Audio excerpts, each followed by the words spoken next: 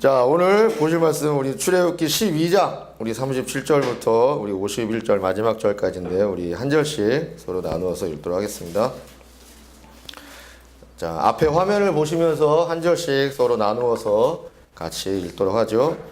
제가 37절 먼저 읽도록 하겠습니다. 화면을 보시면서 같이 한 절씩 교독하죠.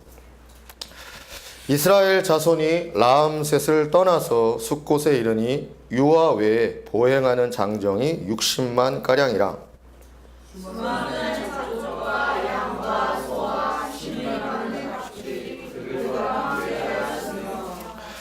그들이 애굽으로부터 가지고 나온 발교되지 못한 반죽으로 무교병을 구웠으니 이는 그들이 애굽에서 쫓겨나므로 지체할 수 없었음이며 아무 양식도 준비하지 못하였음이었더라.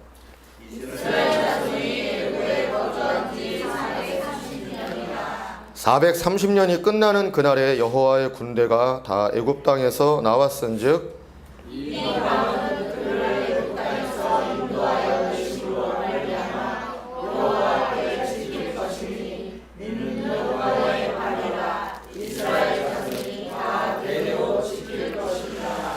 여호와께서 모세와 아론에게 이르시되 유월절 규례는 이러하니라. 이방 사람은 먹지 못할 것이나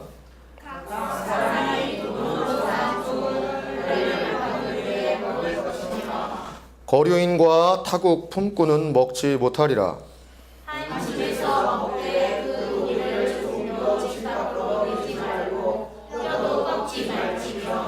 이스라엘 회중이 다 이것을 지킬지니라.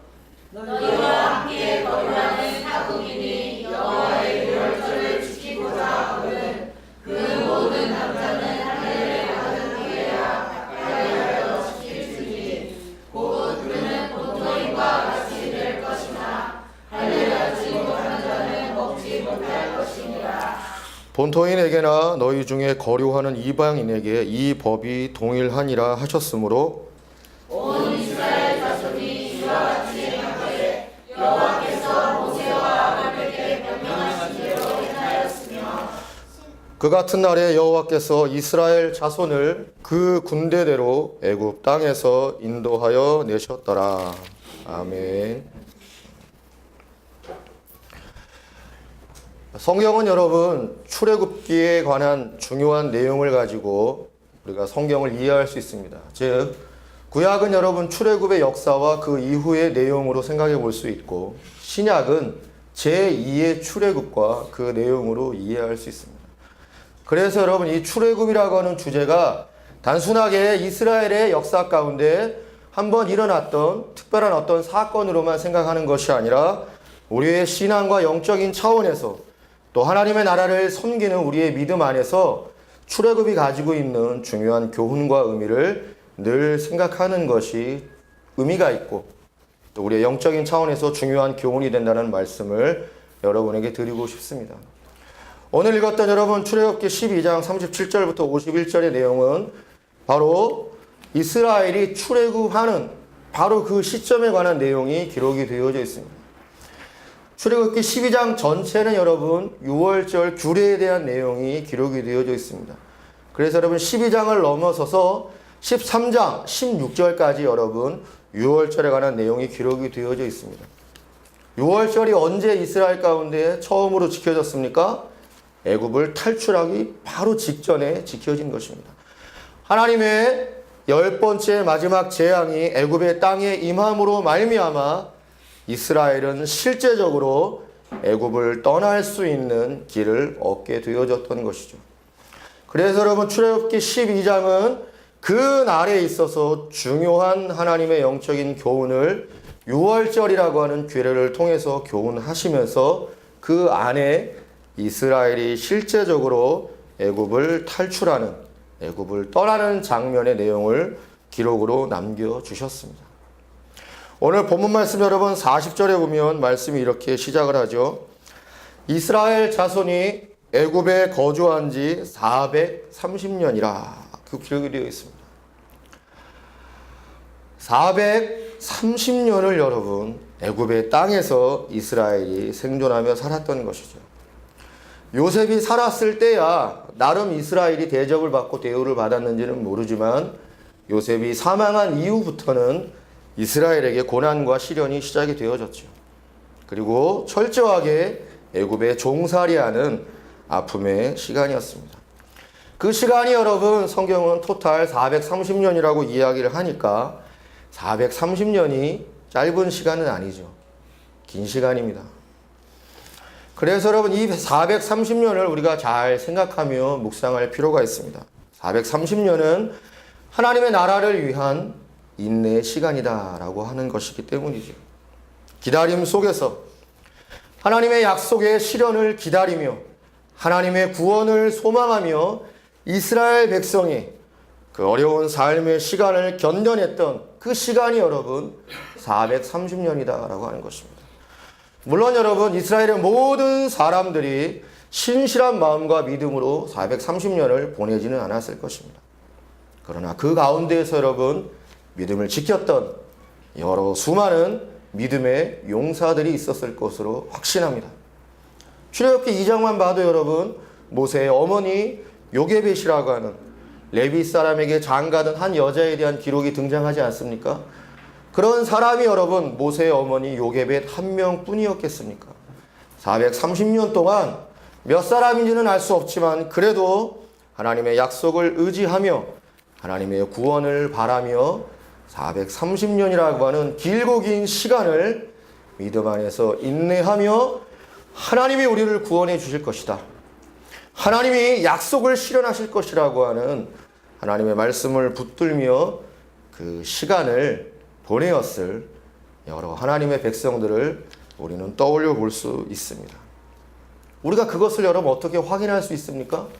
여러분 오늘 읽었던 37절에 뭐라고 나와 있습니까?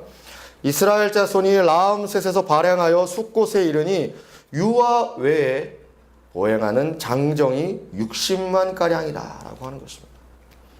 장정이 60만이나 된다고 합니다. 어마어마한 숫자입니다. 민수기의 말씀을 빌리자면 여러분 여기서 말하는 장정은 싸움에 나갈 만한 20세 이상이 60만이라는 거예요. 여러분 애굽 왕 바로가 이스라엘 사람들이 숫자가 너무 증대해가지고 강해지는 것을 보고 취했던 조치가 무엇입니까? 애를 낳았는데 남자아이면 죽여버리라는 거잖아요. 그것도 안 통하니까 그냥 강에다가 던져버리라는 식으로 해서 그것을 법률로 제정해서 실행을 했습니다. 그럼에도 여러분 이스라엘의 장정이 60만이 된 것입니다. 무엇을 교훈하는 것입니까? 하나님의 보호하심을 구원해 주는 거죠. 하나님의 은혜가 이스라엘과 함께 있었다라고 하는 사실을 여러분 장정이 60만 가량이라고 하는 말씀의 표현 속에서 우리는 생각하고 떠올려야 하는 것입니다. 그리고 그 속에서 하나님의 약속을 의지하고 하나님의 구원을 바라보며 비록 자기는 하나님의 구원과 약속을 경험하고 보지 못하였지만 하나님은 반드시 약속을 이루실 것이라고 하는 신뢰 안에서 하나님의 믿음을 유전시켜 주었던 귀한 믿음의 선배들이 있었을 것이라고 하는 것을 우리는 기억하며 떠올려야 하는 것입니다. 그 가운데서 여러분 오늘 41절은 다시 이렇게 우리 가운데 말씀해 주고 있습니다. 430년이 마치는 그날에 여호와의 군대가 다 애굽 땅에서 나왔은즉. 여러분 40절은 이스라엘 자손이 애굽에 거한 지 430년이라고 하고 있습니다. 그리고 곧 이어서 41절은 430년이 마치는 그날에라고 기록을 하고 있습니다. 그렇다면 여러분 430년이 마치는 그날이 언제인가요? 바로 6월절을 지키는 그날인 것입니다. 6월절의 밤은 여러분 이중의 의미가 있는 것입니다. 첫 번째는 애굽에게는 심판의 밤이었습니다. 그러나 이스라엘에게는 구원의 밤이었다라고 하는 것입니다. 그러면서 여러분 우리는 40절과 41절의 중요한 행간 속에 나오는 성경의 중요한 하나의 표현, 차이를 우리는 확인해 볼 수 있습니다. 40절을 여러분 다시 한번 보시겠습니까? 40절은 이렇게 기록하고 있습니다. 이스라엘 자손이 애굽에 거주한 지 430년이라고. 이스라엘 자손이라고 표현되어져 있고 기록되어져 있죠. 그러나 여러분 41절 430년이 마치는 그날에 여호와의 군대가 다 애굽 땅에서 나왔은지이라고 기록이 되어 있습니다.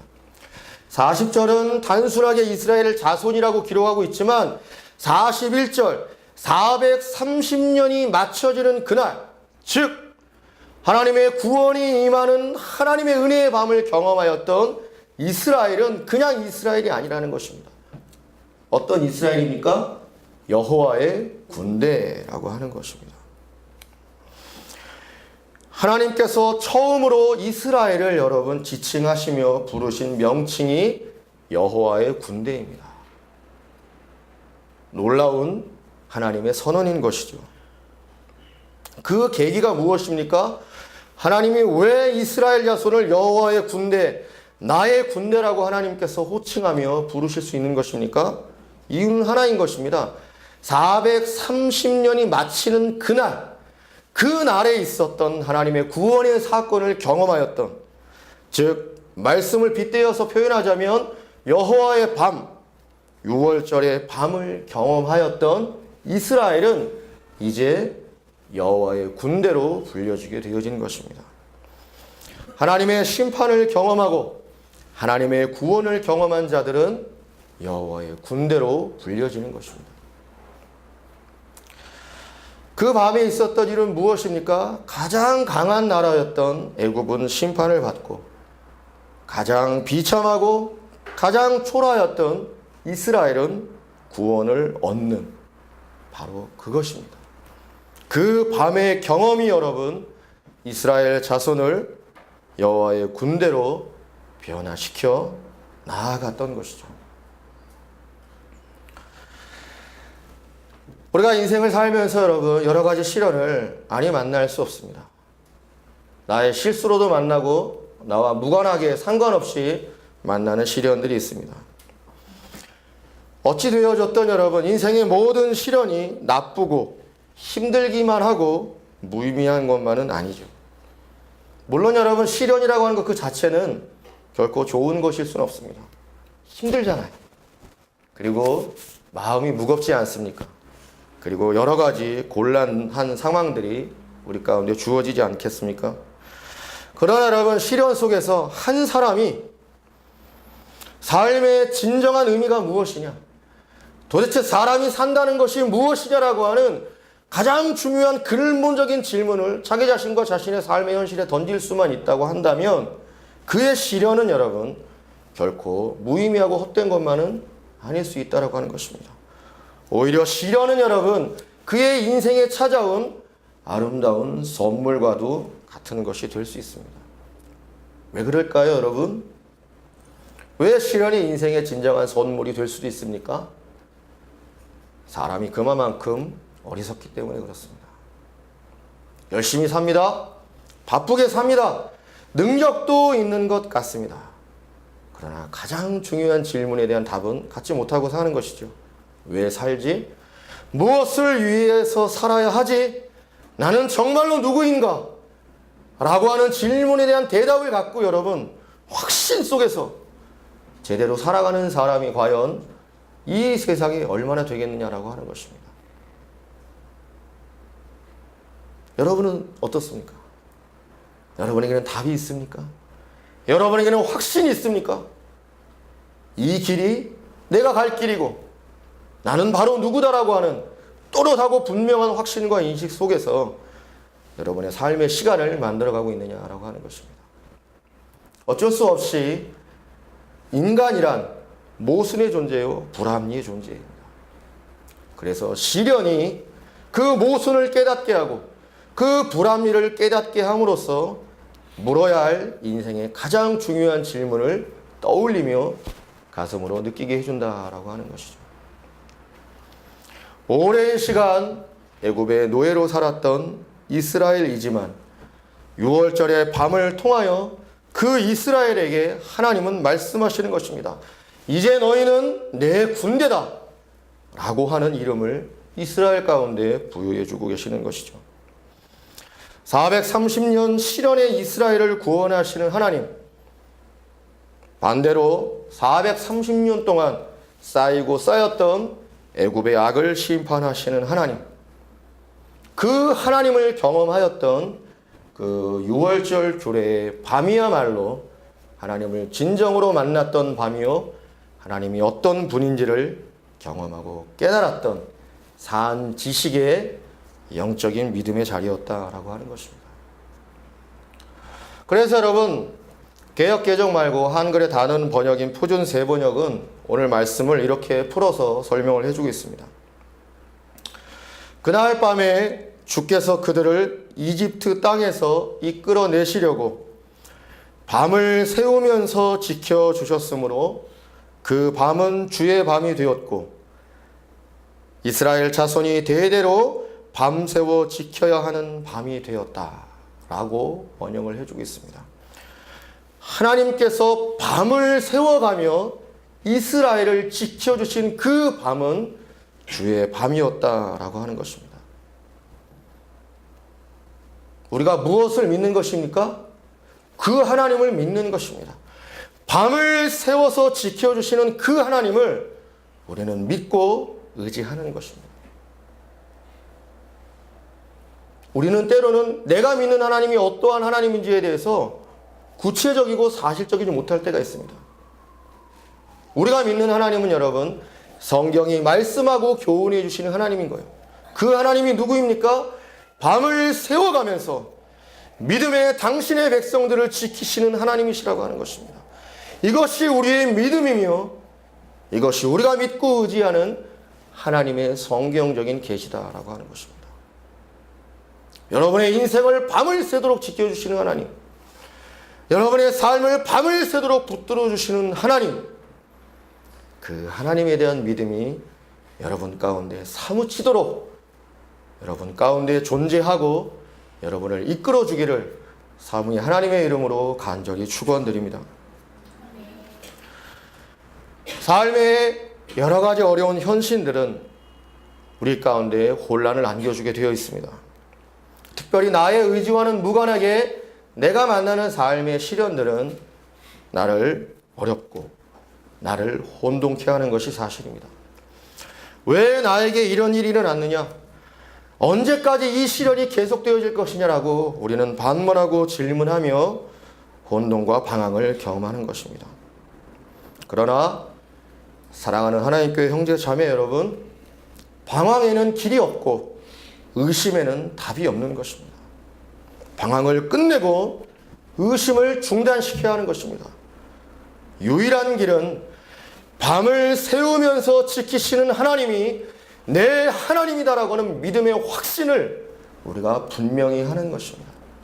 여러분의 마음에, 여러분의 인격에, 여러분의 의지에 하나님은 반드시 나를 지키시는 하나님, 밤을 새워가면서 나를 보호하시는 구원의 하나님이시라고 하는 믿음을 분명히 하고 그 하나님의 선하심을 절대적으로 신뢰하면서 시련이 주는 아픔과 슬픔 그 자체가 아니라 선하신 하나님, 밤을 새우며 지키시는 그 하나님이 왜 이런 시련을 내 삶 가운데 허용하셨는가를 생각하며 하나님의 뜻으로 나아가야 하는 것입니다. 그것이 여러분 우리의 신앙인 것이죠. 그것이 하나님을 향한 우리의 신앙의 자세요, 신앙의 고백이다라고 하는 것입니다. 시련 그 자체가 절대적이고 시련 그 자체가 모든 것이 아닙니다.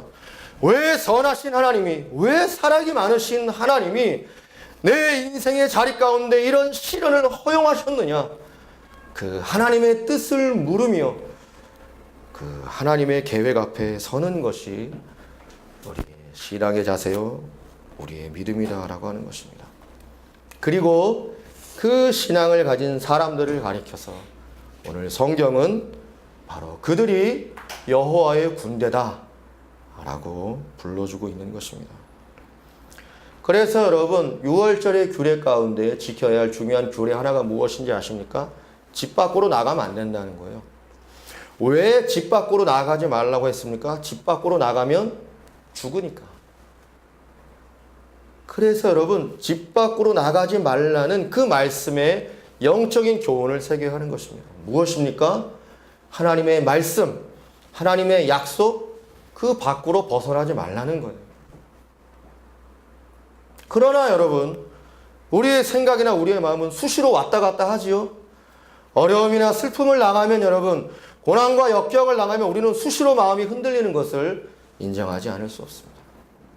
그러나 말씀을 붙드시는 여러분 되어지시길 바랍니다.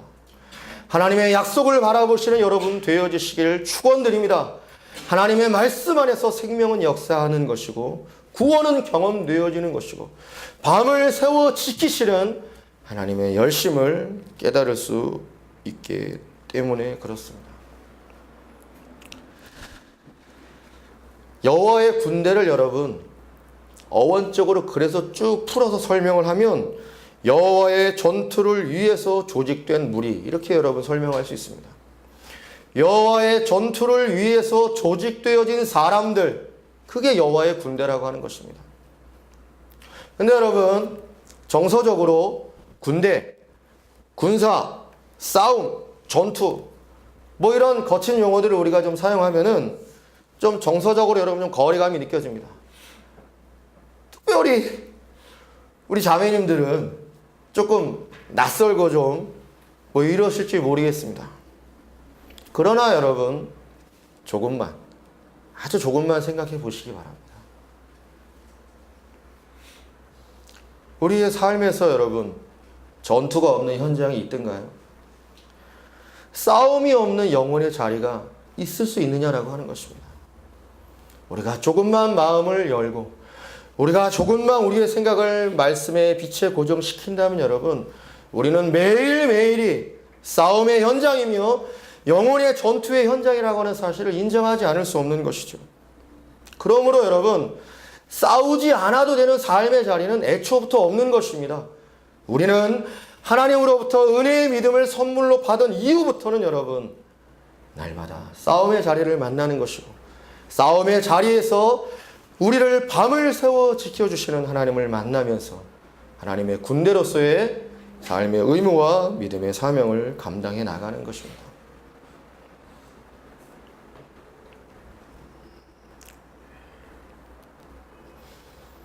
우리가 하나님의 나라를 섬긴다라고 하는 것이 무엇입니까? 이 땅에 하나님이 존재하고 살아계신다는 것을 선언하고 증명해내는 것이잖아요. 하나님의 사랑은 지금도 역사하고 있고 하나님의 의가 이 땅 가운데 온전히 세워져야 한다는 것을 우리가 보여주는 것이지 않습니까? 그렇다면 여러분 세상은 거짓되고 세상은 탐욕에 지나지 않는다는 사실을 우리가 외치며 증거하는 것인데 어찌 우리가 싸움이 없을 수 있겠느냐라고 하는 것입니다. 어찌 우리에게 전투가 없을 수 있겠냐라고 하는 것입니다.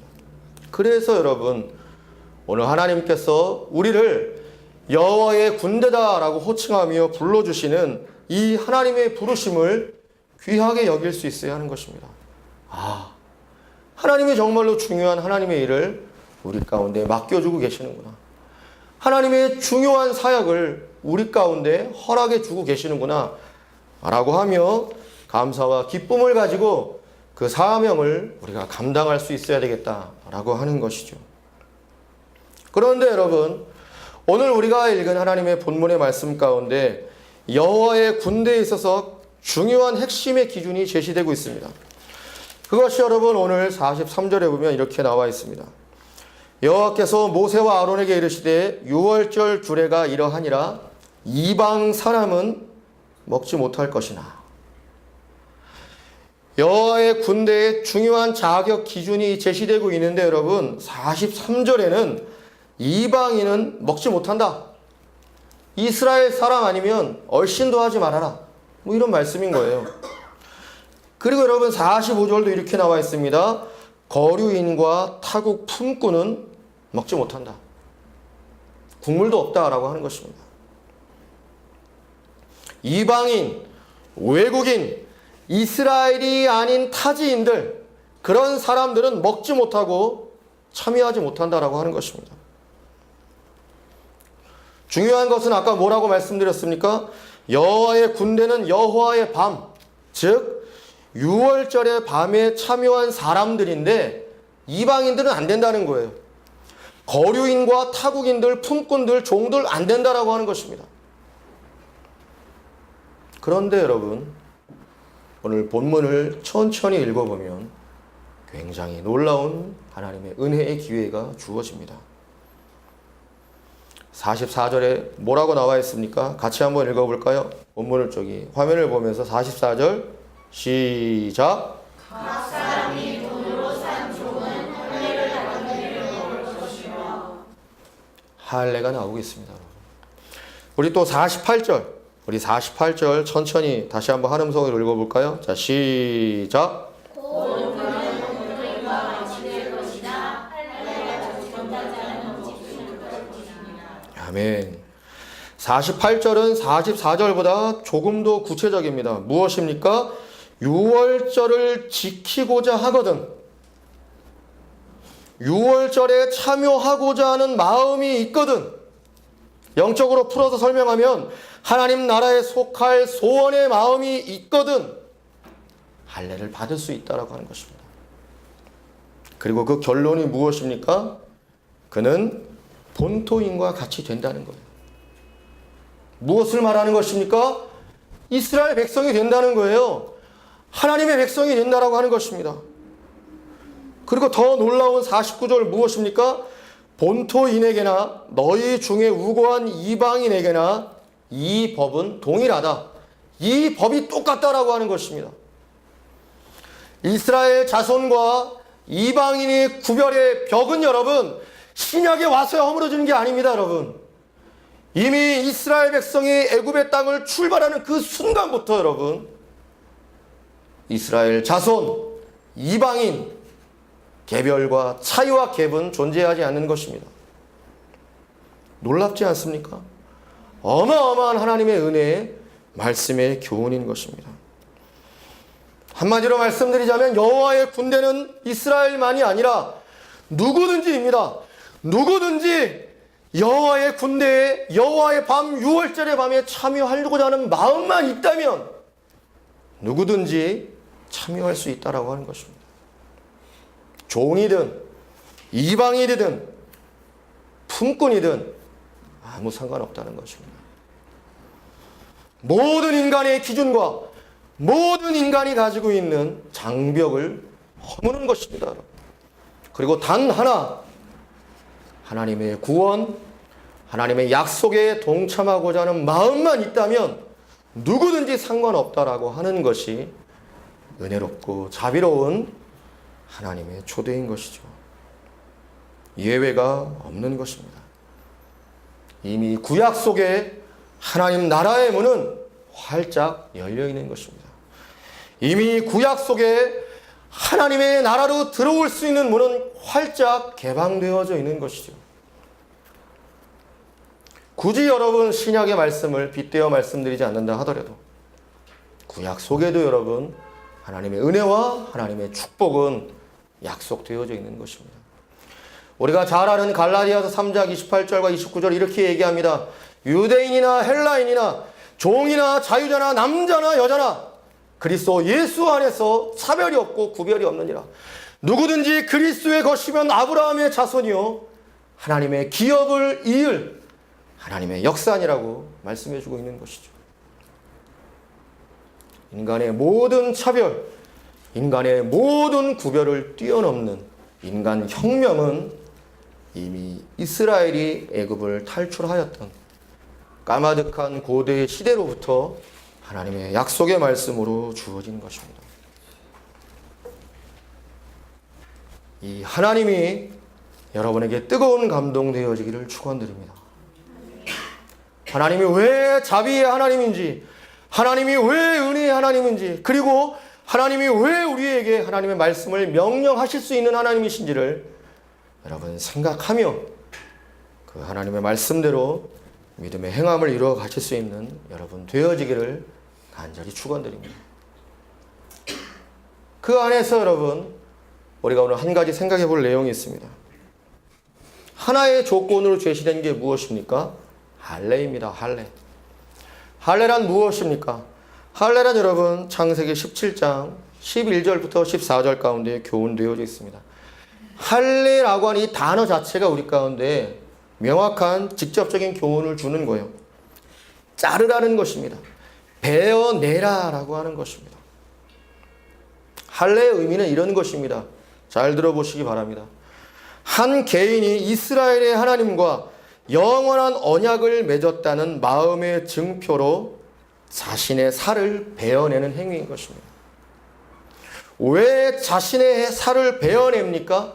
살을 베어냄으로 살 속에 흐르는 피가 흐르는 것입니다. 그럼으로써 살과 피로써 하나님 앞에 작정을 하는 거예요.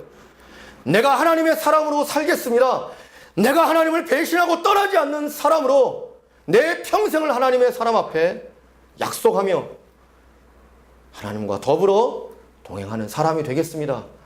라고 하는 믿음의 구체적인 행위를 할례를 통해서 드러내는 것입니다. 누구의 살? 자기의 살, 자기의 피를 보면서 내가 하나님의 사람입니다. 내가 하나님의 사람답게 살겠습니다라고 하는 작정을 하나님 앞에 신앙 고백 차원에서 자신의 살과 피를 보이면서 하나님 앞에 올려드리는 것이죠. 그래서 여러분 창세기 17장 13절은 하나님께서 이렇게 말씀하시는 거예요. 내 언약이 너희 살에 있게 하라. 내 언약이 너희 살에 있게 하라는 거예요. 내 언약이 너희 살들에서 보여지게 하라고 하는 것입니다. 무엇입니까? 구체적인 삶의 증거로, 구체적인 삶의 행위로 하나님의 언약을 확신하고 있음을, 하나님의 언약 안에 거하고 있음을 보이면서 살라라고 하는 것입니다. 할례를 행할 때 여러분 흘러내리는 피는 생명을 걸고 언약 관계 안에 들어간다는 것을 의미하는 것입니다. 신분이 이스라엘이냐 이방인이냐 하나도 중요하지 않은 것입니다. 내가 지금 가지고 있는 것이 무엇이냐, 나의 능력과 재능이 무엇이냐, 내가 얼마나 많은 것들을 소유하고 있으며 내가 얼마나 많은 사람들에게 인정을 받고 있느냐 하나도 중요한 것이 아닐 수 있는 것입니다. 중요한 것은 무엇입니까? 하나님의 피로, 하나님의 생명으로 받고 내 피와 생명을 하나님께 올려드리면서 하나님과 언약의 관계를 맺는 것입니다. 그래서 기꺼이 이 할례에 동의하고 이 할례를 받아들일 것이냐, 아니면 이 할례를 거절하고 이 할례를 받아들이지 않을 것이냐, 그 하나의 명제만이 남게 되어지는 것입니다. 할례를 받은 후에는 여러분 모두가 다 유월절의 규례에 동참하게 되어집니다. 그 말씀이 여러분 46절에 나와 있습니다. 한 집에서 먹으라는 거예요. 한 집에서 같이 먹으라고 하는 것은 공동체적인 의미가 있는 것입니다. 또 집 밖으로 내지 말라. 집 밖으로 나가면 죽음이라고 말씀을 드렸잖아요. 하나님의 말씀 밖으로, 하나님의 명령 밖으로 나가지 말라는 것입니다. 뼈도 꺾지 말고 먹으라. 통째로 뜯어 먹으라. 어린 양을. 왜 그렇습니까? 이 말씀이 참 유월절의 어린 양이신 예수 그리스도를 통하여 실현되어지기 때문에 그런 것입니다. 그래서 여러분 그 결과로서 할례를 받아들이고 여호와의 밤, 유월절의 밤에 동참함으로 주어지는 결과가 무엇입니까? 군대를 이루는 것입니다. 여호와의 군대를 형성하게 되어진다라고 하는 것입니다. 그것이 여러분 50절에 나와 있는 거예요. 온 이스라엘 자손이 이와 같이 행하되 여호와께서 모세와 아론에게 명하신 대로 행하였으며 이스라엘 자손을 그 군대대로 애굽 땅에서 인도하여 내셨더라라고 하는 것입니다. 행하되 행하였으므로 무엇을 행한 것입니까? 하나님의 말씀대로 행했던 것입니다. 사랑하는 하나님 교회 형제 자매 여러분, 우리가 살고 있는 지금의 시대에 우리는 구약의 시대처럼 우리의 몸에 할례를 행하거나 유월절에 어린 양을 잡아먹고 하는 일들은 하지 않습니다. 그래서 여러분 할례를 행한다라고 하는 것의 중요한 영적인 교훈을 우리는 오늘 마음에 잘 새겨야 하겠습니다. 따라해 보시겠습니까? 하나님과 생명의 언약을 맺는 것이다. 무엇을 말하는 것입니까? 하나님만이 내 생명의 주인이시며 하나님만이 내 삶의 전부이시다라고 하는 마음의 작정을 한다라고 하는 것입니다. 여러분, 이것은 오해하지 마십시오. 결코 어려운 것이 아닙니다. 결코 대단한 결과물이 아니라고 하는 것입니다. 하나님만이 내 생명의 주인이십니다. 하나님만이 내 삶의 전부이며 모든 것이라고 하는 마음의 작정과 결론은 하나님과의 관계의 출발인 거예요. 그것은 여러분 출발입니다. 출발. 그것은 여러분 대단한 시간과 대단한 인생과 신앙의 연륜을 거쳐 나간 자들이 고백하는 게 아니라는 거예요. 하나님을 믿고 하나님을 받아들이는 마음의 신앙 고백이 있는 사람들에게 있어야 될 가장 중요한 신앙의 고백이며 변하지 않는 영원한 진실이라고 하는 것입니다. 오늘날 여러분 많은 사람들이 신앙을 여러분 믿음이라고 하는 것들을 그저 사람들에게 여러분 편안이나 위로나 안락이나 주는 것으로 전락시켜서 참다운 성경이 교훈하는 신앙의 세계를 외면하고 있습니다. 그러나 그런 것들을 여러분 우리가 받아들일 것이 아니라 성경이 말하는 진리의 교훈을 따라서 우리의 신앙의 자리를 바로 세워야 하는 것이죠. 하나님만이 내 생명의 주, 하나님만이 내 삶의 근본이며 모든 것이다라고 하는 것은 하나님과의 관계를 출발시키는 가장 첫 출발의 믿음의 자리다라고 하는 것입니다. 그 자리로 여러분 하나님이 여러분들 가운데 사랑의 손을 내밀어 주시는 것입니다. 하나님은 이렇게 말씀하시는 것이 아니겠습니까? 내가 너의 생명이 되어주마. 너에게도 내가 생명이 되는 그 관계를 맺어가자. 이루어가자라고 하는 것입니다. 그것이 하나님의 초대요, 하나님의 부르심입니다. 생명을 주고 받는 것입니다. 그것이 기독교 신앙의 요체입니다. 생명보다 귀한 것이 있나요? 가장 최고의 것을 하나님은 우리 가운데 주신 것이고 우리도 우리의 가장 최선을 다한 것들을 하나님께 드리는 것입니다.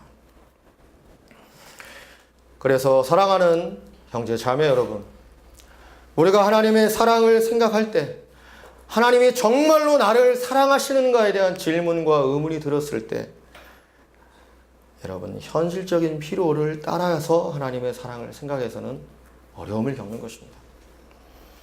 내가 이런 어려움이 있고 이러한 문제가 있는데 하나님이 사랑하신다면 이걸 풀어주지 않겠는가라고 하는 것을 기대하며 그것을 바라보면서 하나님의 사랑을 확인하려고 하는 것은 매우 많은 오류를 자초할 수 있습니다. 물론 여러분 그러한 곳에서도 하나님의 사랑을 깨닫고 경험할 수 있는 것은 사실입니다. 그러나 보다 더 근본적이고 영원한 것은 무엇입니까? 하나님이 직접 자신의 생명을 주셨다는 거예요. 하나님이 직접 자신의 생명을 버림으로써 내가 너에게 내 생명을 주노라라고 약속하시고 실행하시고 그것을 우리 가운데에 증거해 주셨다라고 하는 것입니다. 그것이 우리 가운데 허락되어지는 하나님의 사랑이다라고 하는 것입니다. 그래서 우리의 주 예수 그리스도가 무엇이라고 말씀하셨습니까? 내 살은 참된 양식이요 내 피는 참된 음료로라고 말씀하신 것입니다. 그러므로 내 살을 먹지 아니하고 내 피를 먹지 않는 자에게는 생명이 없다라고 말씀하신 거예요. 그리스도의 생명을 받아들이는 자, 그리스도의 생명을 믿고 그 생명 위에 서 있는 자들에게는 예수의 살과 예수의 피가 역사하는 것입니다. 그것이 우리의 믿음이며 그것이 우리의 신앙이다라고 하는 것입니다. 그러나 안타깝게도 여러분 할례라고 하는 것이 출애굽 이후에 얼마 가지 않아서 이것도 여러분 인간의 완고함에 의해서 형식화되어지고 예식화되어져 버렸습니다. 그래서 출애굽기에 멀지 않은 신명기 10장 16절에는 이렇게 말씀의 교훈을 주는 것이죠. 너희는 마음의 할례를 행하고 다시는 목을 곧게 하지 말라라고요. 출애굽기와 멀지 않은 신명기의 말씀에 할례를 살에다가 하라는 말씀을 빼버리고 마음에다가 할례를 하라는 거예요. 정말로 하나님을 향한 마음을 가지고 하나님께 나오라는 것입니다. 그것이 여러분 할례 가장 중요한 영적인 교훈이 되어지는 것입니다. 신약의 성경은 골로새서 2장 6절은 이렇게 우리 가운데 말씀해 주고 있습니다. 너희가 그리스도 예수를 주로 받았으니, 즉 너희가 그리스도 예수를 주로 인정한다면, 너희가 그리스도 예수를 너희의 모든 것과 주인으로 믿는다고 고백한다면 그 안에서 행하되, 그 안에서 살아가되, 그 안에서 너희가 손으로 하지 않은 할례를 받았으니, 너희가 너희 손으로 행하지 않은 할례를 받았으니 곧 육의 몸을 벗는 것이요 그리스도의 할례니라 라고 하는 것입니다. 그리스도의 할례가 무엇입니까? 그리스도가 몸을 찢은 것입니다. 찢겨진 몸 위로 그리스도의 피가 흐른 것입니다. 너무 많이 찢겨지고 너무 많이 흘러서 그리스도는 죽음을 당한 것입니다. 그것이 그리스도의 할례다라고 하는 것입니다. 그 그리스도의 할례가 여러분 우리로 하여금 우리의 마음의 생명이 되었으며 우리의 딱딱하고 벗겨지지 않는 마음에 쓴 두꺼운 가죽을 벗겨내어 주었던 것입니다. 우리가 언제 우리의 마음을 스스로 벗겨낼 수 있었습니까? 우리가 언제 우리의 마음을 스스로 새롭게 하고 우리의 마음을 하나님께 온전히 바쳐드릴 수 있었냐라고 하는 것입니다. 하려고 해도 안 됐고 하지도 않으려고 하지 않았습니까? 그러나 그리스도의 찢겨진 살이, 그 안으로 흘러넘쳤던 그리스도의 피와 죽음이 그리스도의 할례 되어서 우리의 마음의 두꺼운 딱딱한 껍질을 뜯어내고 있는 것입니다. 그 뜯어냄을 믿으십시오. 그 마음을 새롭게 하시는 그리스도의 할례를 마음을 다하여 받아들이십시오. 그렇게 되어짐으로 여러분 우리가 육의 몸을 벗어가는 것입니다. 육의 몸을 벗어가는 것입니다. 그 믿음 안에 은혜가 있고 그 믿음 안에 능력이 있는 것입니다. 우리 안에 썩은 마음의 가죽을 베어내게 하는 것은 그리스도의 할례입니다. 그리스도의 찢어진 살이고 그리스도의 흐르는 피입니다. 그리고 그것이 우리의 썩은 마음의 가죽을 벗겨내는 그 자리 위에서 새 마음의 살이 돋아나는 것을 여러분 경험하시기 바랍니다. 깨달으시기를 바랍니다. 하나님께서 그렇게 자신의 생명과 죽음으로 우리에게 찾아오신 이유가 무엇입니까? 우리에게 그저 재미나는 연애나 하자라고 하나님께서 찾아온 것이 아니지 않습니까? 우리를 하나님 나라의 군사로 만드시기 위해서 하나님은 우리 가운데 피와 살과 죽음과 생명으로 찾아오신 것이다 라고 하는 것입니다.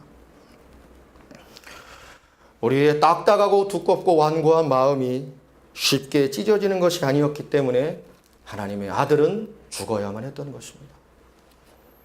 그리스도의 죽음을 기억하시는 여러분 되어지길 바랍니다. 그리스도의 죽음의 생명과 구원과 부활이 여러분의 신앙의 중심이 되어지기를 바랍니다. 이 땅에 존재하는 하나님 나라의 삶의 실체는 군대입니다. 싸움은 피할 수 없고 싸우지 않고는 하나님의 뜻과 나라를 세워갈 수 없는 것이죠. 우리의 전투복은 예수 그리스도이십니다.